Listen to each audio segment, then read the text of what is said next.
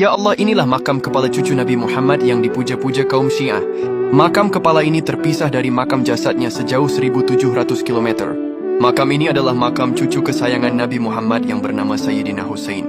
Saking sayangnya, beliau sering bermain-main dengan Hasan dan Husain, bahkan membiarkan dua cucu kecilnya ini menaiki punggungnya ketika beliau tengah melaksanakan sholat dan menunggu mereka untuk turun sebelum melanjutkan sholatnya.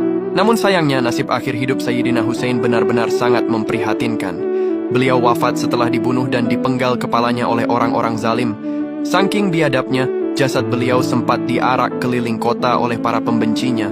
Beliau syahid di Karbala, Irak pada tanggal 10 Muharram tahun 61 Hijriah. Jasad tubuh mulia beliau dimakamkan di tempat beliau syahid di Karbala. Sedangkan tubuh bagian kepala beliau dibawa ke Askolan, Palestina, kemudian dipindahkan ke Istanbul, Turki, hingga kemudian dimakamkan di kota lama Kairo, Mesir. Jika kalian sedang berada di kota Kairo dan sedang ingin mengulik keunikan Mesir di Pasar El Khan Khalili, maka kalian berada tidak jauh dari makam kepala Sayyidina Husain, tepatnya di Masjid Husain. Makam kepala Sayyidina Husain ini tidak hanya diziarahi orang-orang Syiah saja, tetapi juga banyak diziarahi orang-orang Sunni juga. Pusaran makam ini dikelilingi pagar yang terbuat dari tembaga dan aluminium dengan bentuk yang sangat indah. Kaum Syiah benar-benar sangat menghormati bahkan memuja-muja Sayyidina Husain dalam ibadahnya. Bahkan dalam ritual keagamaannya, banyak simbol-simbol nama Husain yang dijadikan aksesoris seperti ini. Inilah alasan mengapa orang-orang Syiah sujud di atas batu saat sedang sholat.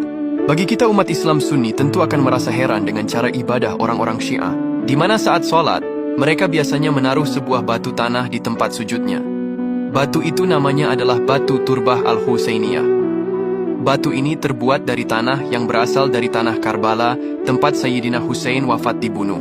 Mereka menggunakan tanah Karbala dengan membuat dalil agar bisa mengenang kematian orang yang mereka puja, yaitu Sayyidina Husain, cucu dari Rasulullah. Mereka juga berpandangan bahwa tanah Karbala adalah tanah terbaik di seluruh permukaan bumi.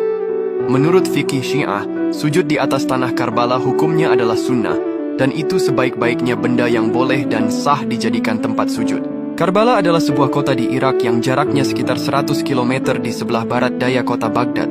Di kota ini terdapat masjid yang menjadi tempat suci bagi umat Syiah di luar Makkah dan Madinah. Masjid itu bernama Masjid Imam Husain. Di dalam masjid ini terdapat makam tubuh cucu kesayangan Nabi Muhammad yang bernama Sayyidina Husain.